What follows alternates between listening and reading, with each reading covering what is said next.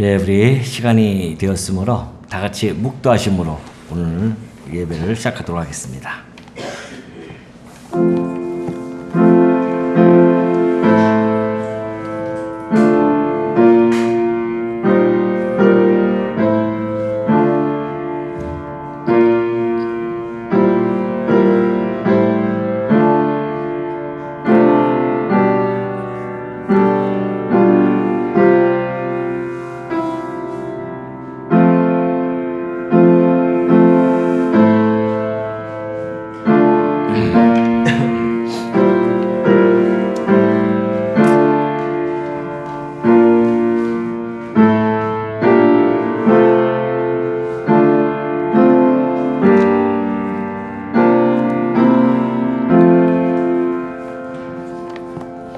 할렐루야. 그의 성소에서 하나님을 찬양하며 그의 권능의 궁창에서 그를 찬양할지어다. 그의 능하신 행동을 찬양하며 그의 지극히 위대하심을 따라 찬양할지어다. 나팔 소리로 찬양하며 비파와 수금으로 찬양할지어다. 소고치며 춤추어 찬양하며 현악과 퉁소로 찬양할지어다. 큰 소리 나는 제금으로 찬양하며 높은 소리 나는 제금으로 찬양할지어다. 호흡이 있는 자마다 여호와를 찬양할지어다. 할렐루야. 아멘. 찬송가 23장입니다.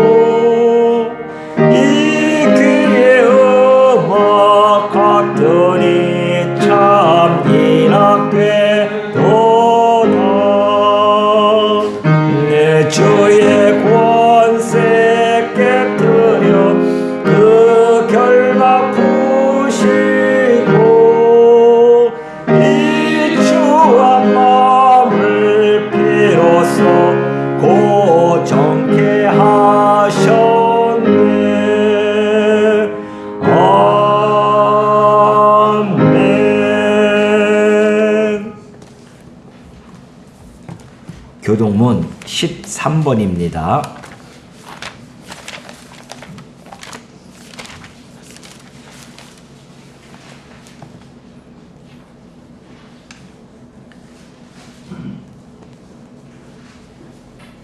여호와는 나의 목자시니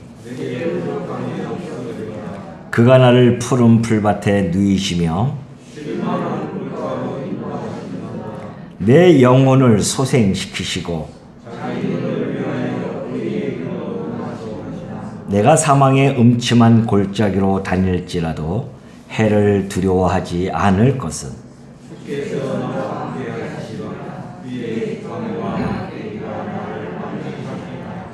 주께서 내 원수의 목전에서 내게 상을 차려주시고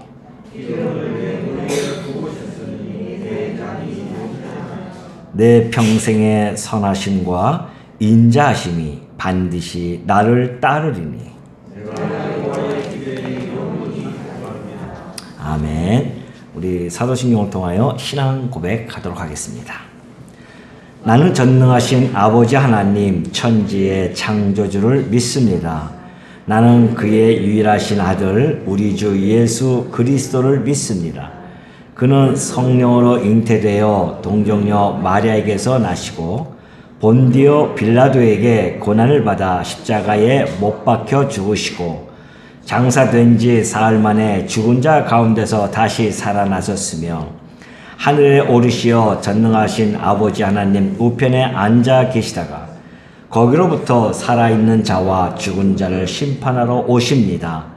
나는 성령을 믿으며 거룩한 공교회와 성도의 교제와 죄를 용서받는 것과 몸의 부활과 영생을 믿습니다. 아멘. 찬송가 67장 부르도록 하겠습니다.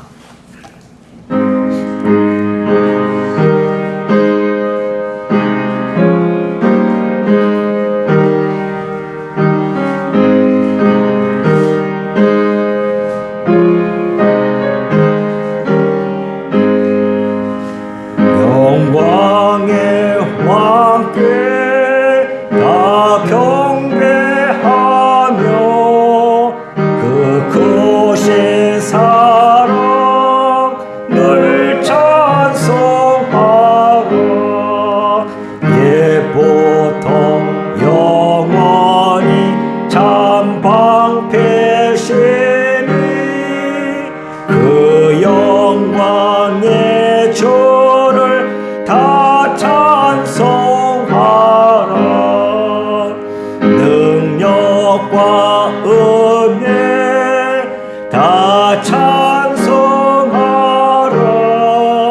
그 어선 햇빛 그 지금 궁창 그 노래 소리로 주노하시고 폭풍의 날개로 달려가신다. 저 아름답고 놀라운 일이 가득한 이 땅 다 주의 조화 그 힘찬 명령에 더 잡히나니 저 푸른 바다는 옷자락이라. 질그릇같이 연약한 인생 주지하여 늘 강건하리. 온 백성 지으신 만왕의 신이 그 자비 영원히 변함없어라.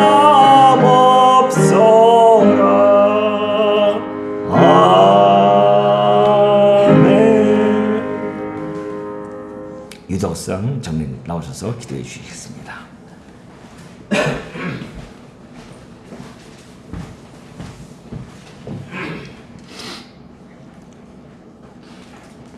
살아계신 하나님 아버지를 찬양합니다.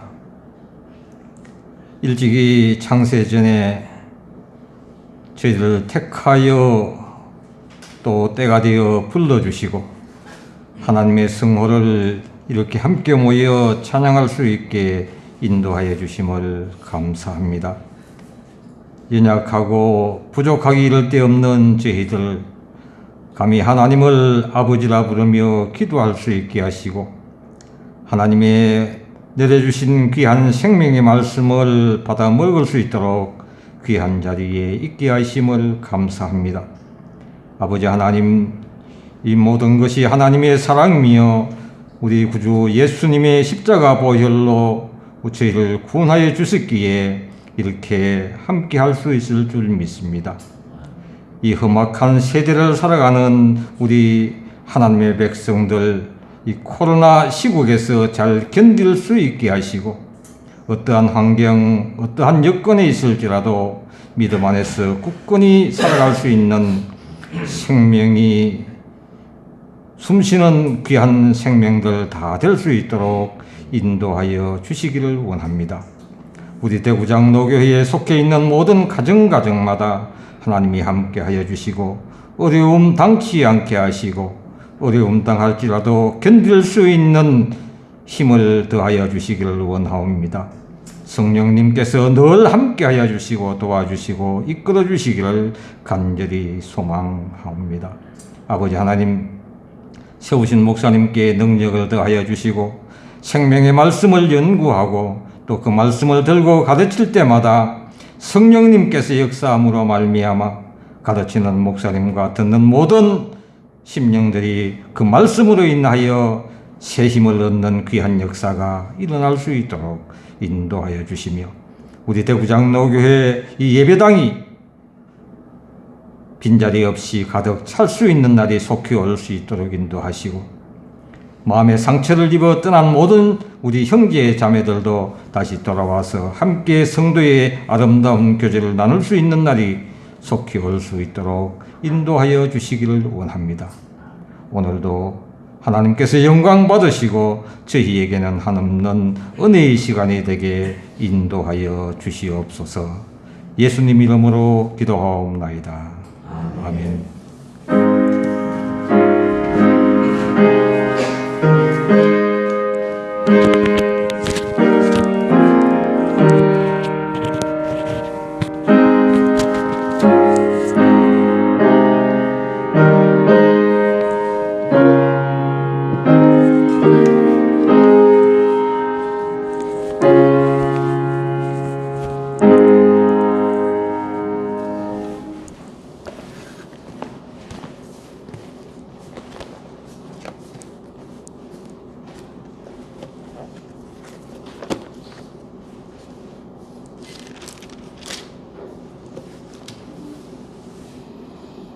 하나님의 말씀 로마서 12장 8절입니다.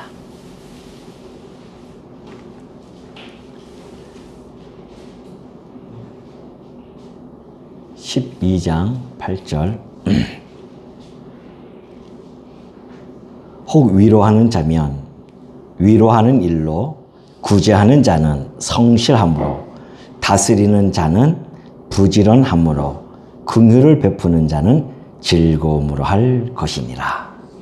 8절 한 절 봉독해 드렸습니다. 우리 지난 시간에 이어서 계속해서 우리가 은사에 대한 내용을 살펴보고자 합니다. 예수님께서 약속하신 대로 교회를 세워가시는데 그리스도라고 하는 그 직임의 기능들을 통하여서 교회를 세워가신다고 말씀드린 바가 있죠. 그런데 그 기능들을 당신의 백성들에게 골고루 나눠주십니다.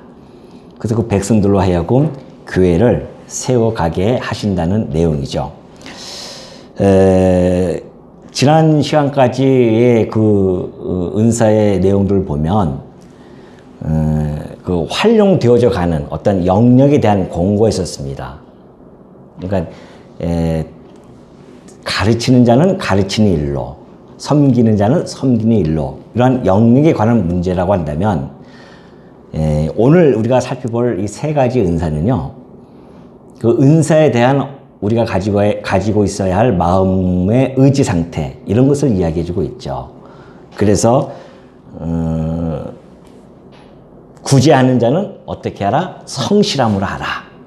그리고 다스리는 자는 부지런함으로 하고, 긍휼을 베푸는 자는 즐거움으로 하라. 이런 우리의 의지, 마음 상태를 권고하게 되어집니다. 오늘 첫 번째로 살펴볼 내용인 구제하는 자는 성실함으로 하라 라고 이렇게 권면을 하고 있습니다.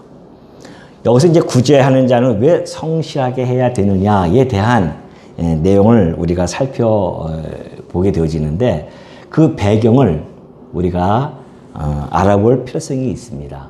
그래야 이 내용이 좀 더 우리에게 쉽게 다가올 수 있기 때문에 그렇죠. 그 배경을 보면은 이제 초대교회로 거슬러 올라가게 되어지죠. 초대교회에 가게 되어지면 이제 교회를 우리 주님께서 세우시면서 물론 이 구제라고 하는 것이 아까 얘기했듯이 나누어 주는 자라는 뜻을 가지고 있다고 그랬죠. 나누어 준다. 구제라고 하는 것은 나누어 주는 것입니다. 이것도 역시 우리 주님이 가지고 계신 그 지금의 기능 중에 하나였었습니다. 우리 주님이 이 땅에 내려오셨을 때에 그냥 오신 것이 아니라 당신의 모든 것을 아낌없이 다 흩어서 주십니다. 이것을 이제 고린도 후서에 보면은 바울이 이렇게 설명을 해주고 있습니다. 한번 우리 살펴볼까요? 고린도 후서 9장 9절의 말씀입니다. 고린도 후서 9장 9절인데요. 9장 9절에 보면 이제 이 9장의 내용은 그 연보에 대한 바울이 연보에 대한 내용을 하나하나 자세하게 설명해 주고 있는데 9장 9절에 보니까 기록된 바 그가 흩어 가난한 자들에게 주었으니 그의 의가 영원토록 있느니라 함과 같으니라 그런 내용을 합니다.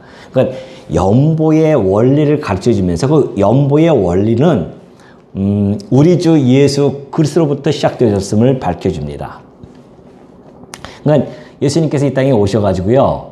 시편에서 이 말씀은 좀 시편에 있는 말씀, 시편 119편에 112편 9절에 있는 말씀을 인용을 한 겁니다. 그 시편이라고 하는 것이 우리 예수님이 말씀해 주었듯이 시편과 선지서가 다 내게 대하여 증거한 것이다 라고 말씀해 주었던 것처럼 이 시편의 내용도 장차 예수님이 이 땅에 오셔서 가난한 자들에게 자기의 모든 것을 흩어서 가난한 자들에게 주실 것에 대한 하나의 예표적인 그러한 시였었습니다. 근데 정말 예수님이 이 땅에 오셨어요. 오시고 나서는 마지막 유월절 날 떡을 떼주십니다. 제자들을 모아놓고 떡을 떼요. 그리고 포도주를 나눠줍니다. 그러면서 하시는 말씀이 이 떡은 곧 내 살이고 이 포도주는 곧 내 피다라고 그렇게 이야기를 해줍니다. 그러면서 그들로 하여금 이 떡과 이 잔을 너희가 마시면서 내가 다시 올 때까지 너희들이 이걸 꼭 기억하고 기념해라. 그 이야기는 내가 6월절에 어린 양으로 이 땅에 와서 모든 가난한 자들에게, 가난한 자들이라고 하는 것은 죄와 사망 가운데 있는 처해 있는 자들을 이야기합니다. 그래서 그들에게 당신의 살과 피를 나누어 주어서 영원한 생명을 소유하게 하겠다고 하는 그러한 상징적인 의미를 가지고 지금 예수님께서 6월절 어린 양 그 6월절을 지금 지내고 계시는 상황이었단 말입니다. 그렇기 때문에 우리가 직접 예수님 살을 어떻게 먹을 수 있습니까? 피를 어떻게 직접 마실 수 있습니까? 그런 뜻이 아니잖아요. 그래서 예수님이 십자가에서 돌아가실 때에 정말 살이 찢기시고 피를 흘리심으로 말미암아 우리가 그가 내 대신 죽으셨다고 하는 내 대신 살이 찢기시고 피를 흘리심으로 말미암아 내가 살아났구나 라는 것을 믿음으로 말미암아 그의 지체가 되어지고 하나님의 자녀가 되어지는 거란 말입니다. 그래서 우리 주님이 이 땅에 오셔서 대속물로 오셔가지고서는 그 백성들에게 아낌없이 자기의 그 생명을 나눠줬단 말이죠. 그래서 우리가 영원한 생명을 소유하게 되어진 것입니다. 그것이 바로 연보의 원리다라고 그렇게 설명을 해주고 있는 것이죠. 그것처럼 예수님께서 이 땅에 오셔서 당신의 그 직임, 그것이 바로 제사장의 직임 아니겠습니까? 그 제물이 되어 주셔서 우리를 나눠주는 그 생명을 나눠주는 그러한 그 직임의 기능을 성도들에게 나눠주신 겁니다. 그래서 그 성도가 나눠주는 그러한 일들에 대한 것을 받은 은사를 가진 사람들은 그래서 그 일을 하게 되어집니다. 근데 그 은사가 드러나는 사건이 하나 있었습니다. 그 사건이 바로 사도행전으로 넘어가게 되어집니다. 사도행전 한번 볼까요? 사도행전 2장 44절입니다. 사도행전 2장 44절.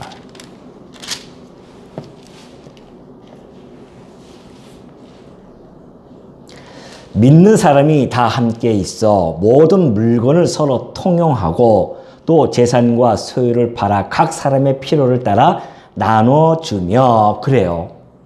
자, 이거 초대교회 이제 그 놀라운 역사의 사건인데 이때가 이 오순절날 베드로가 놀라운 복음의 말씀을 증거하죠.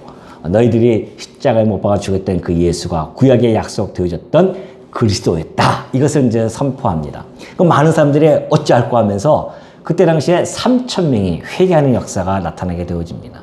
그 이후에도요, 베드로와 요한이 그 성전 미문에 앉아있는 안진뱅이를 일으키고 놀라운 역사 속에서 복음을 선포하니까 그날 믿는 자가 5,000명이나 되어집니다.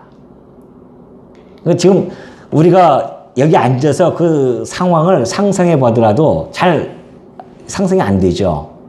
얼마나 놀라운 역사가 지금 막 벌어지고 있냐 말이죠. 우리 예수님의 말씀대로 성령이 너에게 임하면 너희가 권능을 받고 너희가 내 증인이 되어질 것이야 했는데 그 약속의 말씀이 그대로 지금 막 이루어지고 있단 말입니다. 그런데 놀라운 역사가 말씀이 선포되어지는데 막 3,000명, 5,000명씩 예루살렘 교회가 어마어마하게 늘어나기 시작합니다.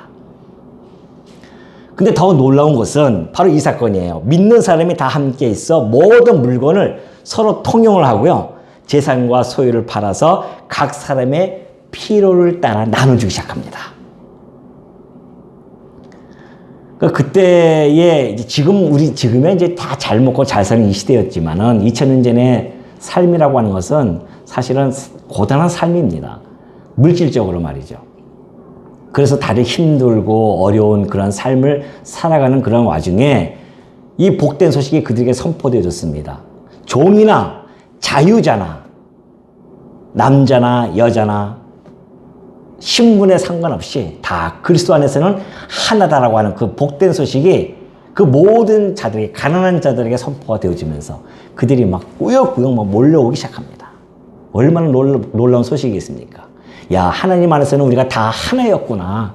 신분의 격차도 없고 어떠한 뭐 인종의 차별도 없고 학벌의 차이도 없고 그런 그리스도 안에 가면 다 하나이구나 라는 그 복된 소식이 들려올 때에 그때 당시에 수많은 억압당하는 많은 사람들이 얼마나 기쁜 소식으로 들려오겠냐 말이죠. 그래서 막 몰려오기 시작한 겁니다.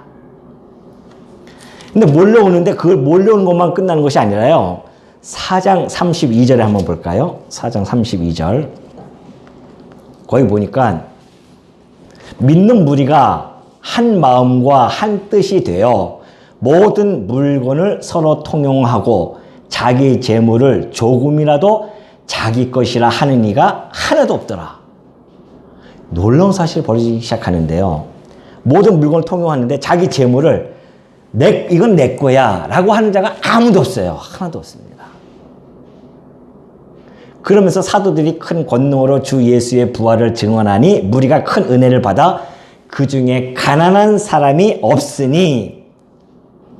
아니, 그때 당시에 가난한 사람이 세고 셌었는데 이 교회 안에 들어오는 모든 회중들이 가난한 자가 없어지기 시작합니다. 그 이유가 뒤에 나타나죠.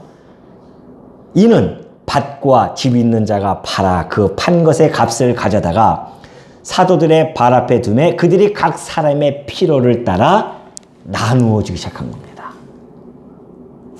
이것이 정말 놀라운 사건이죠. 이게 표적적인 사건일 겁니다. 우리 예수님께서 이 땅에 오셔서 성령이 너에게 임하시면 놀라운 역사가 일어날 것이고 그리고 복음이 증거되어질 뿐만이 아니라 교회가 세워질 텐데 그러니 막 그때 당시에 사도들은 온갖 표적과 능력을 행하면서 복음을 전하죠. 그걸 두 눈으로 똑똑히 본 사람들 그리고 예수님의 부활도 본 사람들 이런 자들이 막 모여들면서 그동안 가지고 있었던 자기네 생각이 완전히 바뀌어버립니다. 자기가 가지고 있던 이 재물이 내 건 줄 알았더니만 내 것이 아니었구나. 이것이 다 하나님으로부터 말미암고 주신 자도 하나님이시여 가지고 가시는 분도 하나님이시구나. 이걸 깨닫기 시작한 겁니다. 그래서 자기 거라고 생각하지 않고요. 그래서 필요에 따라 가난한 자들에게 나눠주려고 자기의 집과 재산 땅들을 팔아서 그 사도들 발 앞에 놓고 사도들은 그것을 이제 나눠주는 역사가 벌어지죠. 그러니까 가난한 자가 없어져요. 이것이 바로 연보의 원리입니다. 이게 연보죠. 그러니까 우리가 이제 고린도 후서라든가 우리 로마서 15장에도 나타나겠지만은 연보라는 건 우리는 이제 연보라고 그렇게 원래 헬라어는 이 나누어주다 그런 이제 뜻이거든요. 나누어주는 뜻인데 우리는 연보라는 그런 의미를 가지고 있죠. 그래서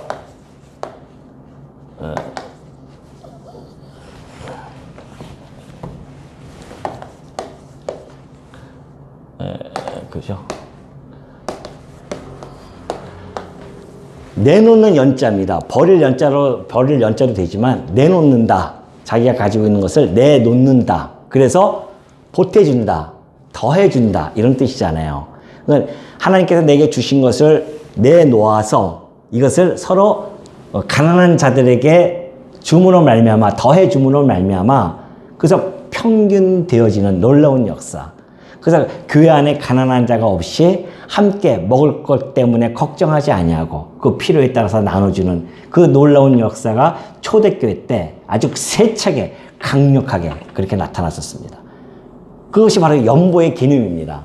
그래서 이제 뭐 바울이 고린도 후서에 연보에 대한 개념을 정리할 때 다시 한번 더 말씀드리겠지만은 이제 그런 의미죠. 그러니까 연보라고 하는 것이 예수님께서 우리들에게 가난한 자에게 흩어서 자기의 생명을 주어서 우리가 영원한 생명을 소유한 그 원리에 따라서 성도들이 주께서 주신 걸 가지고서 함께 나눔으로 말미암아 함께 더불어서 살아가는 이런 놀라운 역사. 이것이 초대교회에 있었거든요.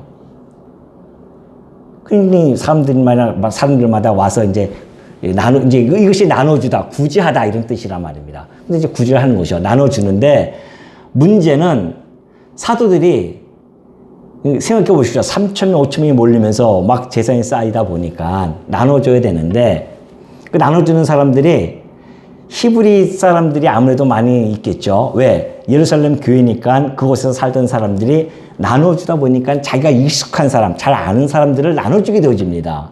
가난한 사람들을. 그러다 보니까 헬라 지역에서 온 유대인들도 있었고 헬라파 사람들도 있었단 말입니다.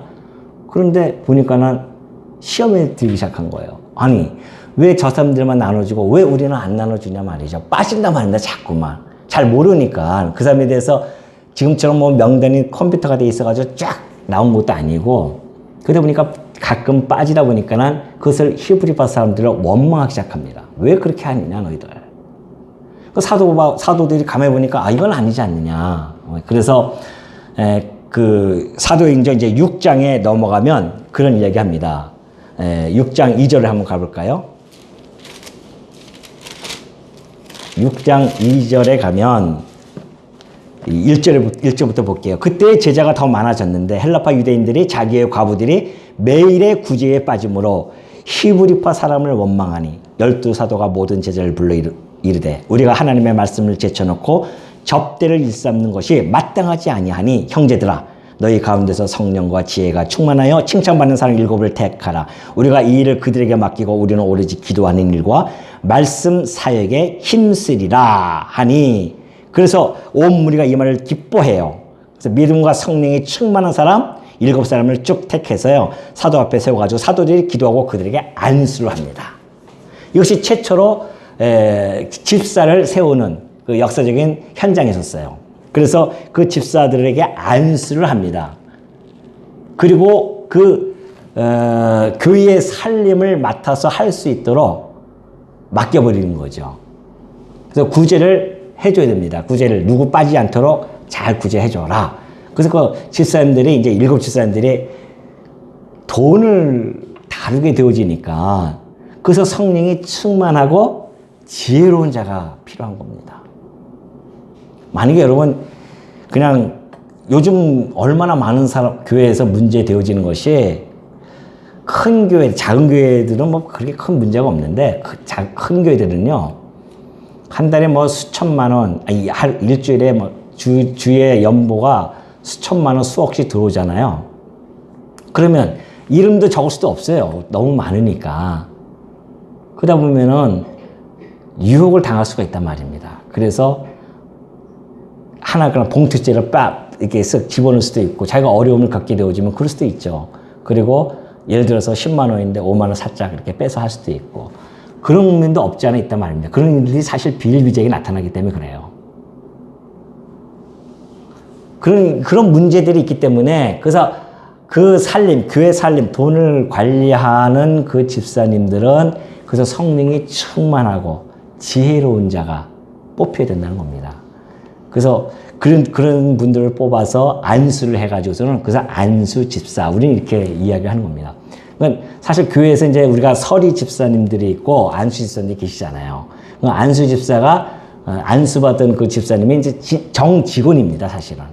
정직원이고, 서리 집사님은 1년에 한 번씩 바뀌는 거죠. 그것도 성도들이 뽑는 게 아니라 당회에서 그냥 임명을 하는 겁니다. 1년 동안 좀 수고 좀 해주십시오. 왜 그런 제도가 있냐 하면은, 검증을 해야 되잖아요.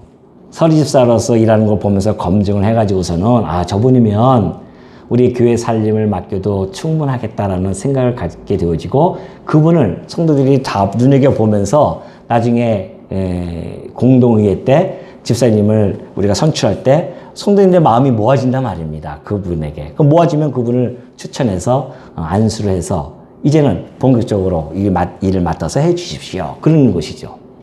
그러니까 그 일을 하게 되어질 때에 구제하는 자에 대해서 자꾸만 빠지면 안 된단 말입니다. 성실하게 해야 돼. 그래서 성실하게 그런 이야기입니다. 구제하는 자는 성실하게 해야 된다. 구제받는 자가, 예를 들어서 구제받는 자가 나 이번에 주일날 한 달에 한 번씩 구제비가 들어와야 되는데 안 들어왔어요. 그럼 얘기가 좀 뭐하잖아요. 저 집사님 구제비 안 들어왔는데 이래 얘기가 뭐하단 말입니다.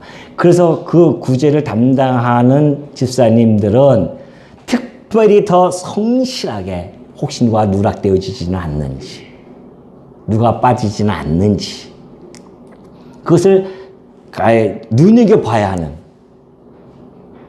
그래서 바울이 얘기한 겁니다. 그래서 구제하는 자는 성실함으로 해야 된다.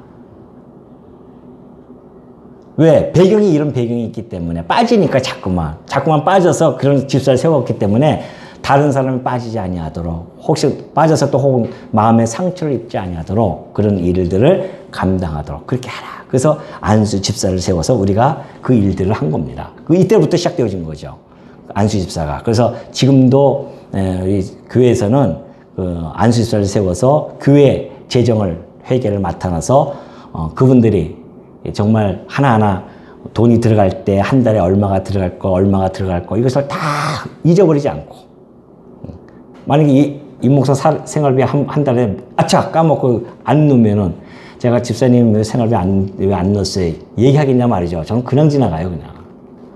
그러니까는 성실하게 잘해서 그걸 빼먹지 않고 해야 저는 그냥 마음 놓고 들여다보지도 않고 그렇게 살죠, 제가. 그러니까 그런 것처럼 우리 집사님들이 그런 이유가 있고, 또 하나는 그래서 금전을 우리가 관리하기 때문에 교회에서는 꼭 2-3명, 3명, 원래 3명입니다. 3분이서 연보 관리를 해 주셔야 돼요. 우리 연보할 때 꼭 3분이 들어가야 되는데 교회가 자꾸 또 그러니까, 그래서 우리는 지금 2분이 하시잖아요. 우리 장로님 한 분하고 집사님 한 분, 이 2분이 이렇게 하시는데, 한 분이 빠지시면은 한 분이 그냥 또 하시는 분이 할 때가 있어요. 제가 오늘 기회가 있을 때 제가 말씀을 드리는데 그건 보기 안 좋습니다. 혼자 하시는 것은. 그래서 혹시 장로님 한 분이 빠지시면 다른 장로님한테 미리 연락을 해 주셔가지고, 장로님 내가 오늘 빠지니까 장로님 같이 연보 관리해 주십시오 라고 청해야 되고요. 또 우리 안수사님 빠지시면은 장로님 2분 미리 연락을 해서 2분이 연보를 관리해야 되고 그래야 됩니다. 뭐 그까진 거 가지고 아니에요. 올바르게 하다가 만약에 하나 누락이 되어졌으면은 그것처럼 또 공덕스러운 일이 어디 있겠습니까?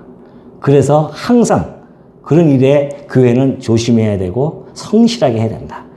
그래서 이제 오늘부터는 혹시 우리 집사님들, 장로님들이 혼자 절대 연보 관리하지 마시고요. 안 계시면은 2분은 다 빠지시면, 3분 다 빠지실 리가 없잖아요. 빠지실 때는 꼭 다른 분과 함께 해서 최소한 2분이서 연보를 관리하는 것, 이것이 교회 건덕을 세우는 일에 매우 중요한 일입니다. 그래서 이 구제하는 자는, 공적인 구제는 그래서 이렇게 성실하게 해야 된다라는 이야기를 했고요. 또 하나는 사적인 구제가 있습니다.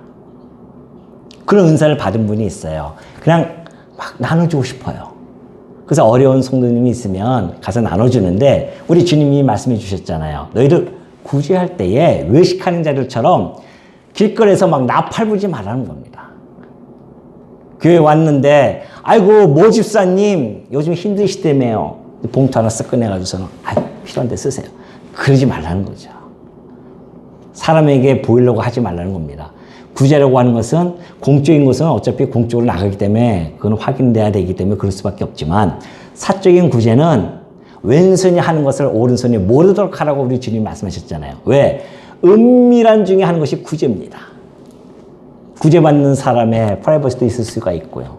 그러니까 구제할 때는 정말 은밀하게. 그래서 왜?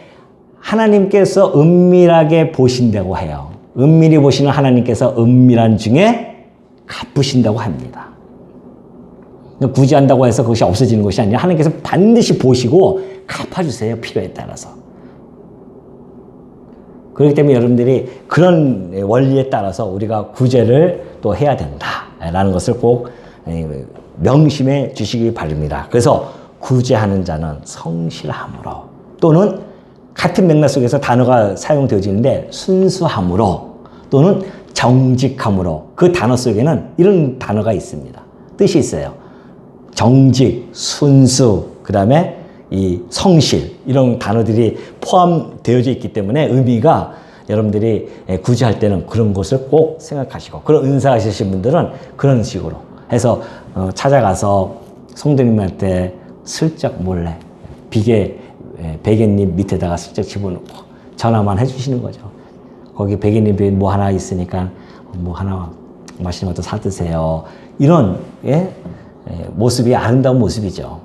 그런 것이 필요하다라고 우리 주님도 말씀하셨고 거기에 더불어서 바울도 이렇게 지금 권고를 해주고 있는 중입니다. 자, 또 하나는 이제 우리 다시 본문으로 넘어갑니다. 본문 넘어가면 다스리는 자죠.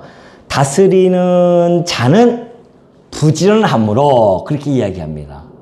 다스리는 자는 부지런해야 돼요. 그럼 또 이 배경은 또 무슨 배경인가 좀 알아볼 필요성이 있죠. 자, 다스리는 것은 이거 역시 우리 주님이 가지고 계시는 이 왕직의 기능입니다. 다스린다고 하는 것이죠. 그래서 일찍이 미가야 선지자가 그런 예언을 해준 바가 있습니다. 유대 땅 베들레헴아 네가 결코 작지 아니할 것이다. 왜? 내게서 이스라엘을 다스리는 왕이 나타날 것이다 그러죠. 다스리는 자가 나타나서 이스라엘 목자가 될 것이다. 이것을 미가 선지자가 말하게 되어집니다.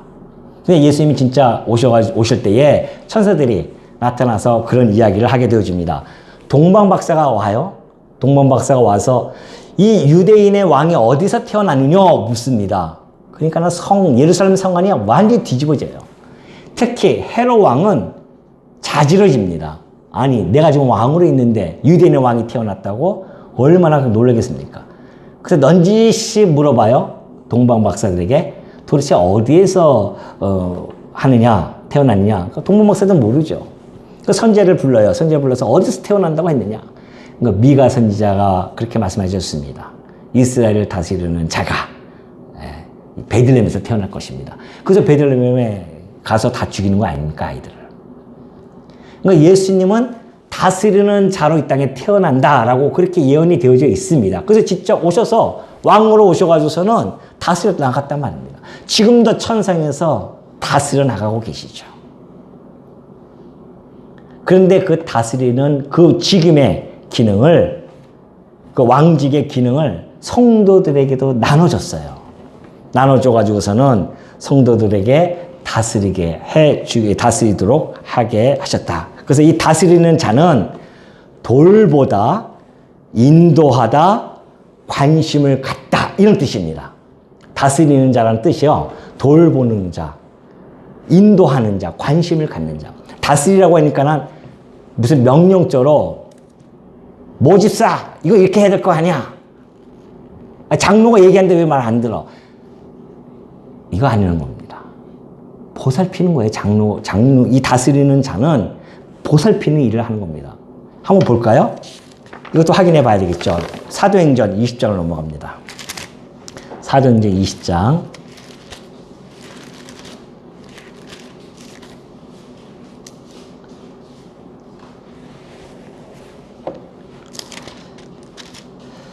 사도행전 20장 보면은 이제 바울이 일단 제가 배경을 좀 간단하게 얘기해 드리고 구절을 찾아보겠습니다. 바울이 예루살렘으로 이제 갑니다. 예루살렘으로 가면서 직감을 합니다. 아, 내가 이제는 마지막이다. 이제는 예루살렘에 갔다가 로마에 가서 자기가 죽는다는 사실을 알게 되어지죠.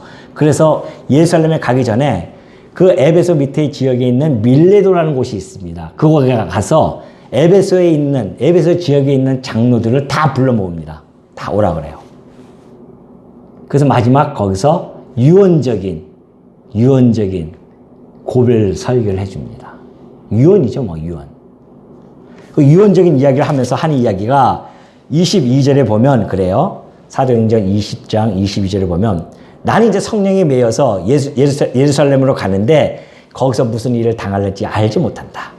오직 성령이 각 성에게 내게 증언하여 결박과 환난이 나를 기다린다 하시나 내가 달려갈 길과 주 예수께 받은 사명 곧 하나님의 은혜의 복음을 증언하는 일을 마치려 하면은 나의 생명조차 조금도 귀한 것을 여기지 아니하노라. 참 바울 보십시오. 그 성에 예루살렘 가면은 결박과 환난이 지금 기다리고 있어요. 그런데도 그냥 거침없이 간다고 합니다. 왜? 내가 달려갈 길 그리고 주 예수께 받은 그 사명 생명보다 귀하다는 겁니다. 이 사명이.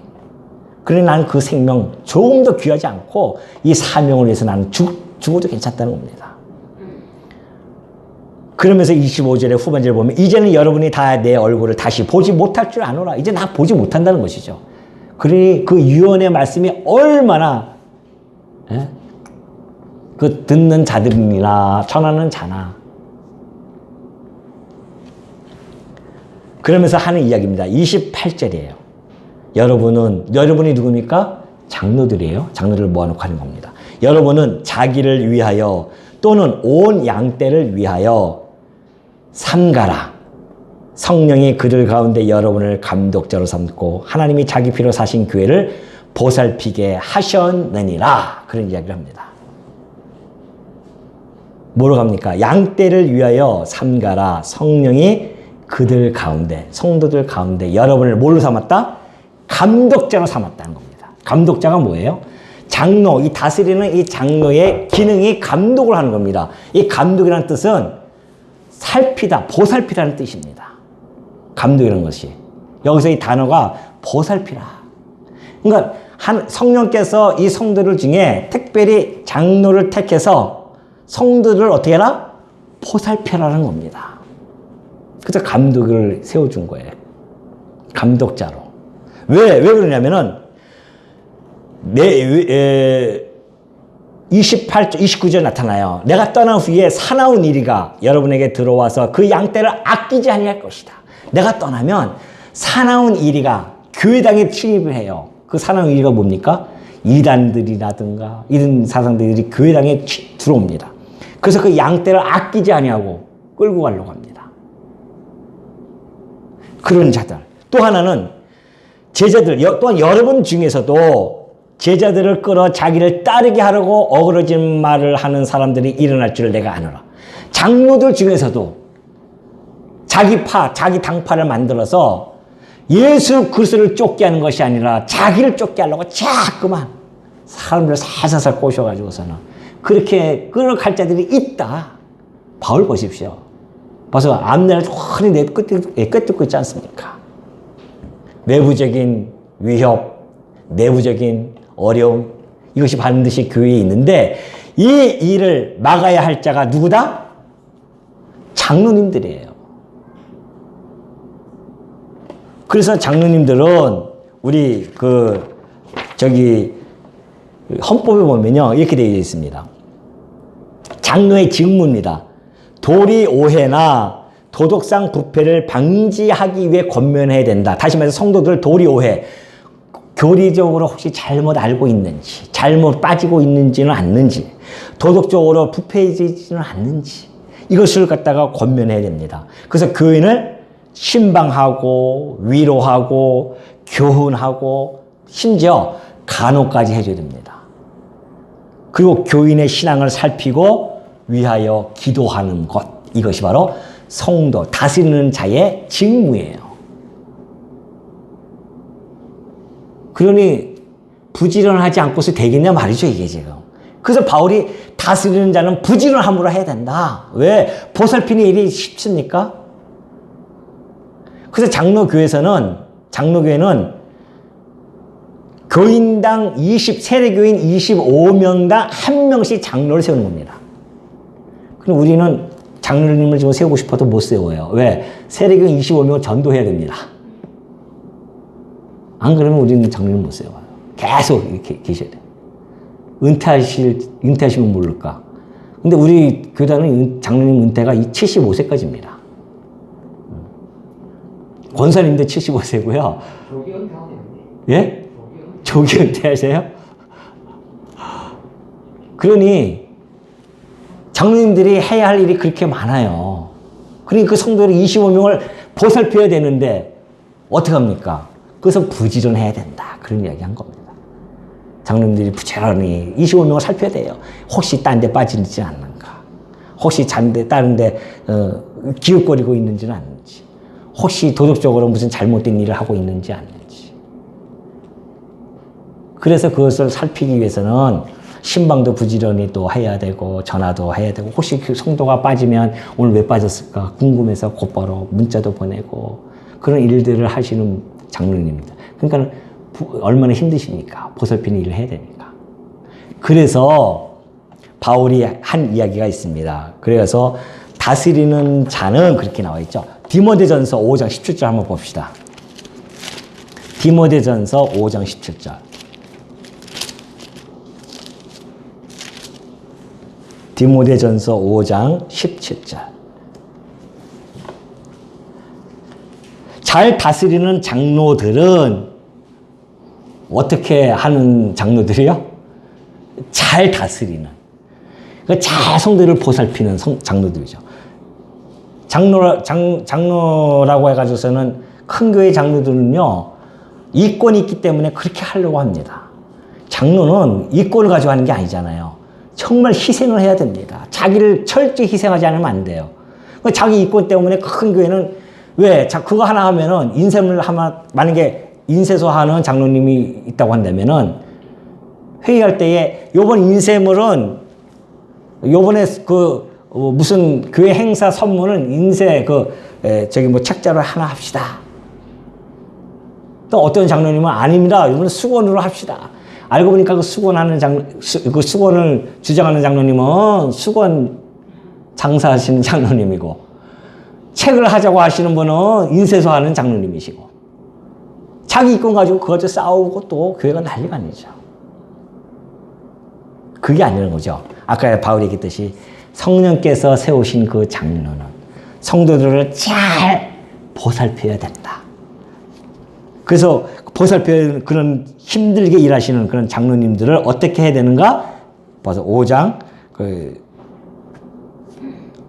몇 절이었죠?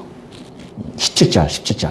잘 다스리는 장로들은 배나 존경할 자로 할 때, 성도가 서로 존경하는데 특히 잘 다스리는 장로들은 배나 존경하랍니다. 배나.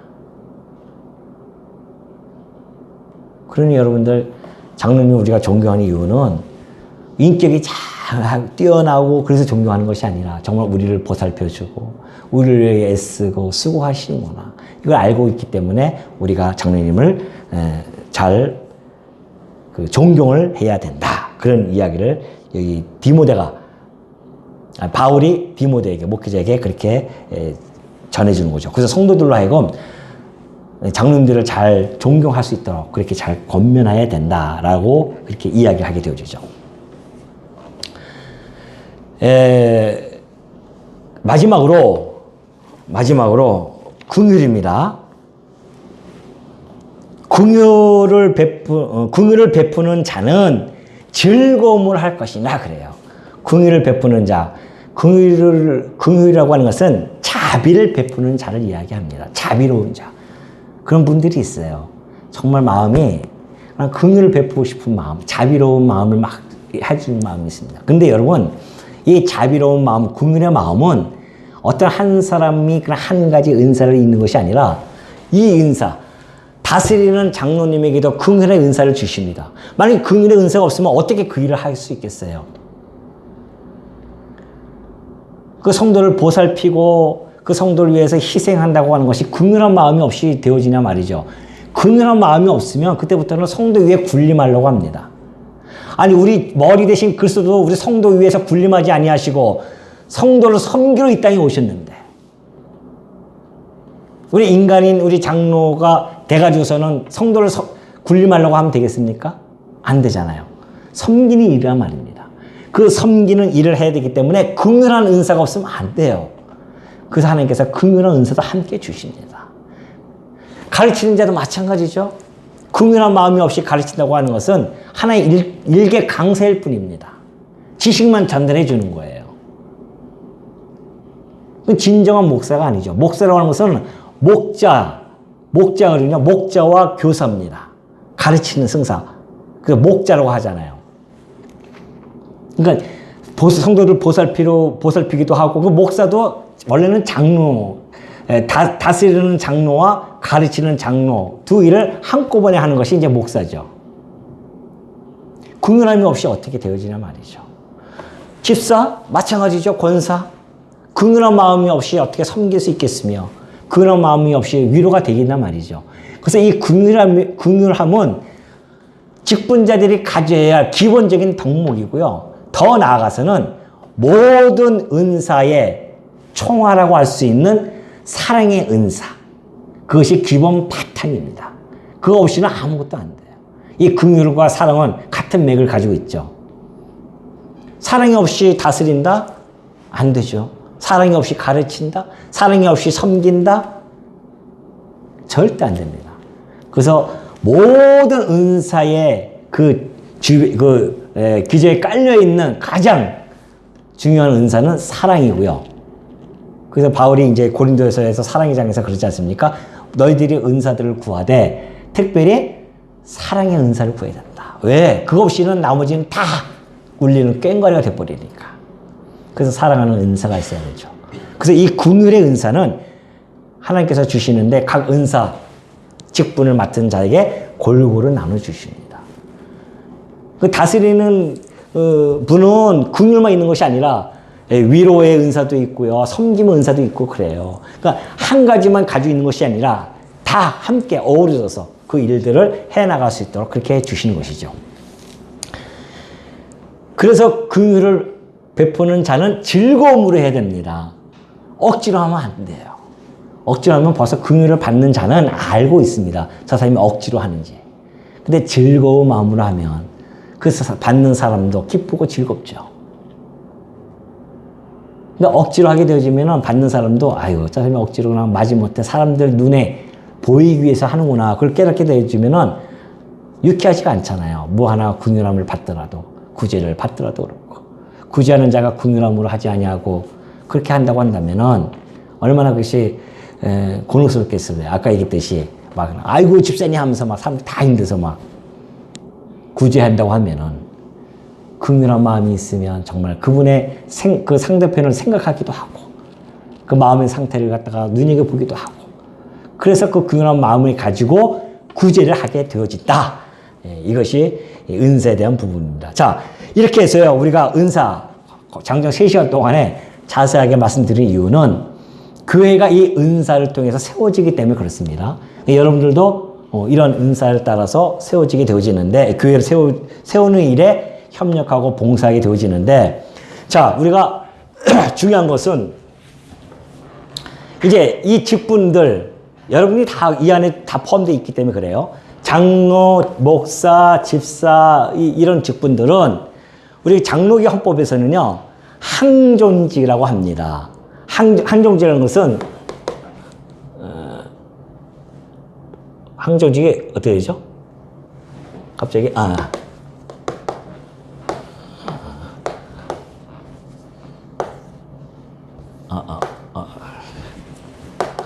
하도 안 쓰다가 쓰니까 헷갈리네요. 항존직, 항상 존재하는 직분입니다. 그럼 왜 항존직이라고 했냐면은 교회가 이 땅에 지상에 유지가 되어지는 한 끝까지 교회가 이 땅에 지상에 있는 동안은 항상 필요한 직분이다. 그런 이야기입니다. 왜 필요한가? 교회에서 가장 중요한 것은 가르침이거든요. 말씀이 선포되어지고 교훈이 선포되어져서 성도들의 마음이 변화하고 은혜를 깨닫고 감동하고 감격해서 봉사일을 할 수 있도록 하는 가장 기본적인 것이 가르침이기 때문에 그래서 이 가르침이 중요한 거죠. 그래서 항상 필요한 겁니다. 장로님 마찬가지죠. 그 아까 얘기했듯이 성도들을 보살피고 살펴줘야 되고 그런 직분을 있기 때문에 이단들의 사상을 막아야 되고 안에 있는 자들을 갖다가 자기를 따르고자 하는 자들을 과감하게 내쳐야 되고 이런 일들을 해야 되기 때문에 장로님도 항상 존재해야 하는 직분입니다. 집사님 마찬가지죠. 교회의 살림을 재정을 갖다가 맡아가지고서는 그 일들을 집행을 하고 그 일들을 갖다가 처리해야 되기 때문에 항상 존재해야 됩니다. 그래서 항존직이에요. 이 세 직분은. 그리고 임시직이 있습니다. 임시직은 권사님, 그리고 서리 집사님, 이렇게 이제 임시직, 전도사, 이런 분들을 이제 임시직이라고 하죠. 그때마다 필요에 따라서 세우는. 근데 권사님은, 서리 집사님은 1년에 한 번씩 이렇게, 바꾸기도 하고, 새로 임명하지만, 권사님은 성도들에 의해서 세워졌기 때문에, 권사님은 매년 바꾸는 것이 아니라, 권사님은 늘 그 직분을 가지고 있는 것이죠. 그래서 우리 장로교 합동 측에서만 합동 측에 있는 그 계열에 있는 장로교는 권사님을 항정직에 안 넣습니다. 근데 감리교라든가 통합, 기장 이런 분들은 다 이런 교단은 항정직에 권사님을 집어넣죠. 그래서 항상 필요하다. 그런 의미로 하는데 너무 권사님도 섭섭해하지 마십시오. 우리는 왜 항정직이 아니나 해가지고서는. 그래서 그래도 우리 권사님들은 우리가 뽑아놨기 때문에 은퇴할 때까지는 그렇게 해서 있는 것이죠. 이것이 바로 교회가 꼭 필요하다. 그러니 이 안에서 일하고 있는 직분자들이 잘못할 수는 있잖아요. 잘못할 수는 있지만은 그래서 그들을 갖다가 처단하고 면직을 한다거나 징계를 하고 권징을 하고 이런 것은 필요하지만 그렇다고 해서 있는 이 직분을 항상 존재해야 하는 이 직분을 없애버린다고 하는 것은 그건 잘못된 것이다. 그렇게 말씀드리는 것입니다. 그래서 우리가 지금 강남로에서 그때 제가 말씀드렸듯이 체제 개혁이라고 하는 것이 교회는 가르치는 것이다 해가지고서는 가르침에 방점을 둡니다. 그래서 가르치는 은사가 중요하죠. 그러나 교회는 학교처럼 가르치는 기능만 있는 것이 아닙니다. 그러면 만약에 가르치는 기능만 있으면은 그래서 교회당을 지금 교회를 갖다가 없애고 무슨 재단이다, 무슨 뭐 교회 지도자 협의회다 이렇게 바뀌어 버렸잖아요. 그래서 목사도 없애고 강사다. 그렇게 해서 지금 강남노예를 갖다가 그렇게 끌고 가려다가 그것도 강남노예도 안 된다. 해체해버리고 교회 해체해버리고. 교회라고 하는 것은 가르치는 기능이 있지 학교가 아니란 말입니다. 안 그래요? 교회의 학교라고 한다면 신령성을 빼버렸어요. 교회의 신령성이 있는데 이런 여러 가지 은사를 통해서 교회가 그리스도 안에서 세워져 가는 그 신령성이 있는데 오로지 한 가지만 방점을 둬가지고서는 교회는 가르치는 곳이다. 천만의 말씀입니다. 그래서 얼마나 잘못됐는지를 다 드러나잖아요. 지금 다 드러나서 그쪽에 가셨던 분이 다시 돌아와가지고서는 강남로에 다시 합류하게 되어지고 통합하게 되어지고 그렇지 않습니까? 하다 보니까 잘못된 걸 깨달았으니까.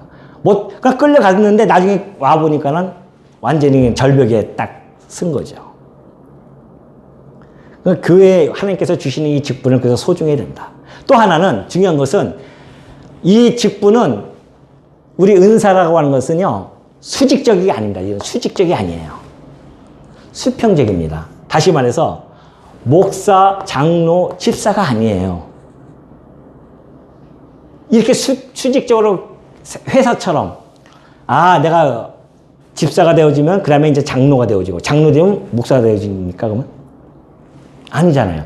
내가 하나님께서 주신 은사가 다른 것이지 그 은사가 이게 뭐 수직적으로 어느 기간이 돼가지고, 물론 안수 집사님 뽑을 때, 장로님 뽑을 때 안수 집사님 여러분이 계시면 새로 오신 분을 갖다가 장로님으로 세울 수는 없잖아요. 충분히 검증된 분이 장로님으로 세워지죠. 그 안수 집사님 중에서도 충분히 검증되어져서 저분은 다스리는 은사가 있어서 다스렸으면 좋겠다. 성도들이 의회에서 뽑히는 거란 말입니다. 그런 의미지, 이제 집사 몇 년 했으니까 이제 장로 해야겠다. 장로 했으니까 뭐 해야겠다. 이런 의미가 아니라는 겁니다. 교회의 은사라고 하는 것은 수직이 아니에요. 이 계급적이죠, 그거는 계급적. 과장, 부장, 상무, 이게 아니잖아요.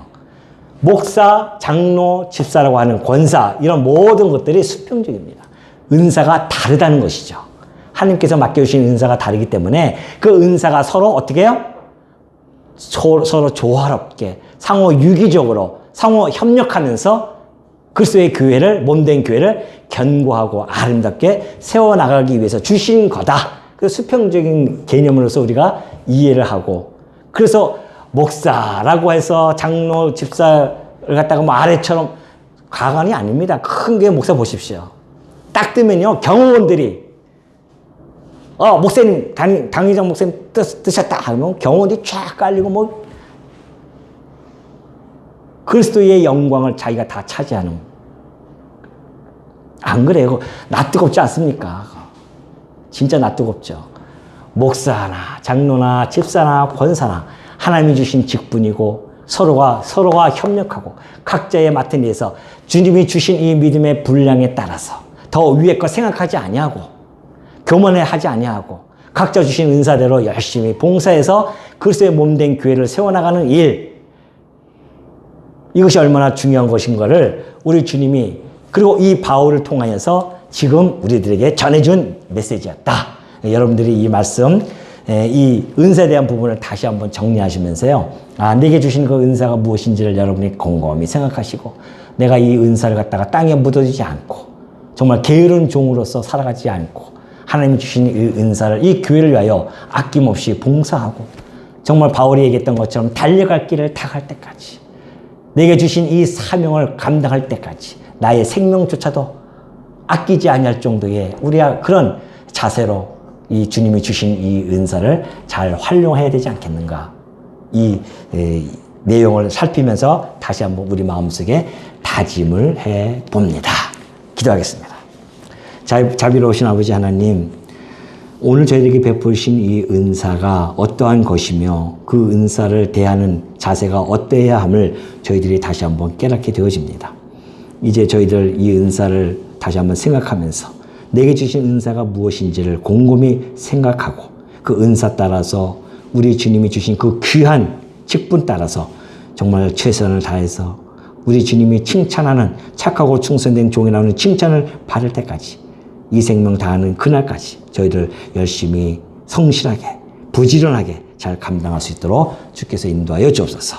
특별히 오늘 또 저희들 주님이 주신 것 가지고 또 연보했습니다. 그 드려진 연보가 하나님의 나라와 의를 이루는 데에 아름다운 열매로 맺혀지게 하시고, 드려진 손길들 이외에 하나님이 필요한 것 채워주실 줄 믿사오며 예수님 이름으로 기도드리옵나이다. 아멘. 찬송가 315장입니다.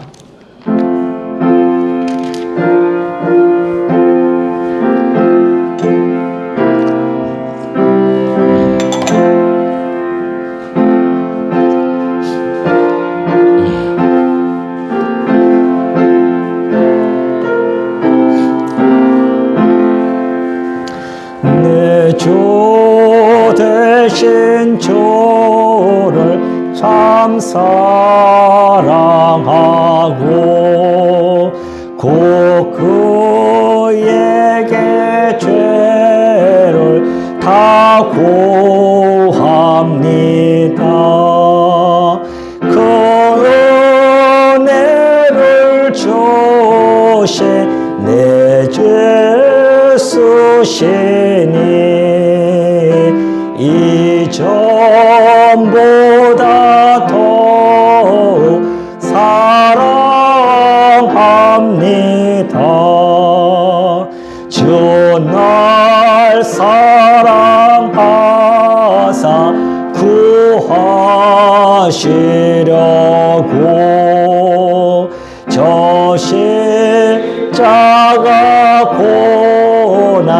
당하셨도다.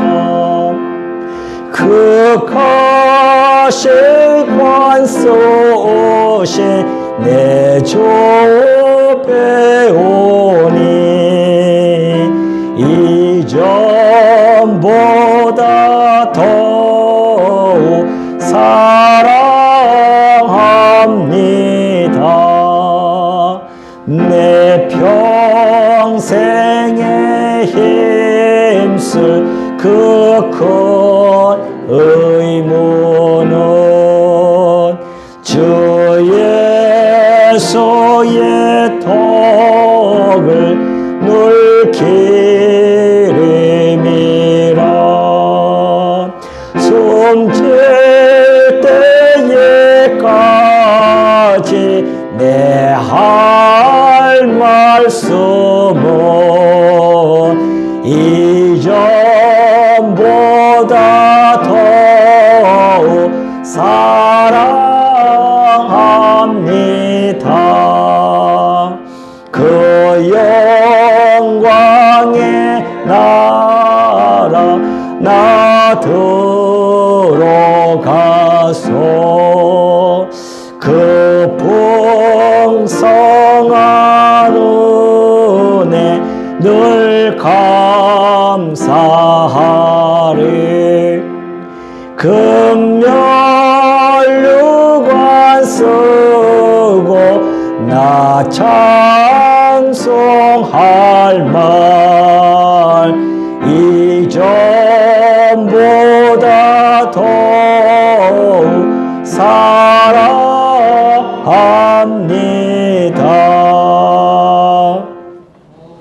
교회 소식 있습니다.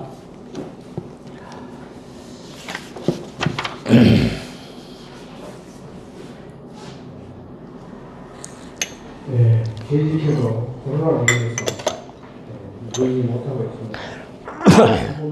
진행을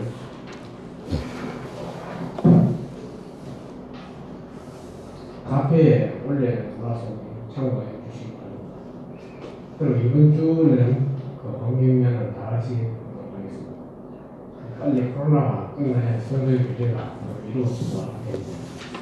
기도해 주시고 개인의 건강에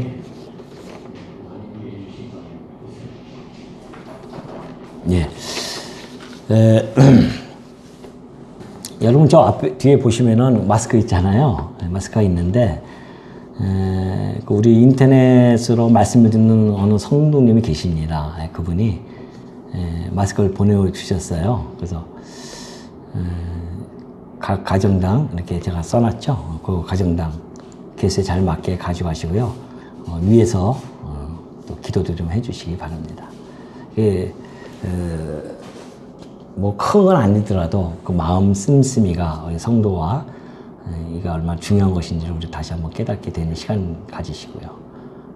우리도 받기만 했는데 우리도 굳이 해야 할 때든 그런 또 생각도 한번 해보는 시간을 갖게 되어줍니다.